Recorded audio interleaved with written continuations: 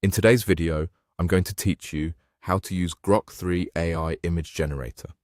This is a simple, beginner-friendly walkthrough that will get you creating images from text in just a couple of minutes. We'll move step by step, keep things clear, and I'll share a few tips to help you write better prompts without adding any extra steps. First, open the Grok website in your browser. Any modern browser will work fine, and a stable internet connection helps the page load quickly. Make sure you're on the official site so everything looks and works as expected. Once the site is open, click the button labeled Imagine. This takes you straight into the image generation area. Think of Imagine as your creative workspace, the place where you'll tell the AI what you want to see. Now, look for the search bar on the page. This is where you'll enter your prompt, which is just a simple description of the image you want the AI to create. You can keep it short or make it more detailed, but clarity really helps. The AI reads your text, interprets the intention, and turns it into a visual. For this demonstration, I'll type, "Make an image about cats."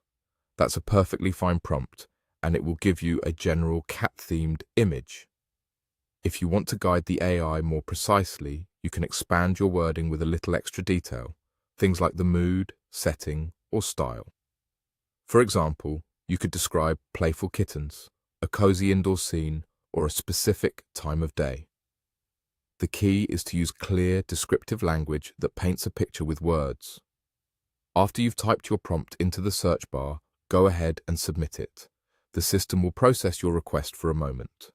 This is normal. It's analyzing your text and constructing the image. When the result appears, take a look and see how closely it matches what you had in mind. If it's not quite right, simply refine your prompt right in the same search bar and submit again. Small changes can make a big difference. Try adjusting the subject, the setting, or the tone. Words like bright, dramatic, serene, or detailed can help you steer the outcome without complicating the process. And that's it.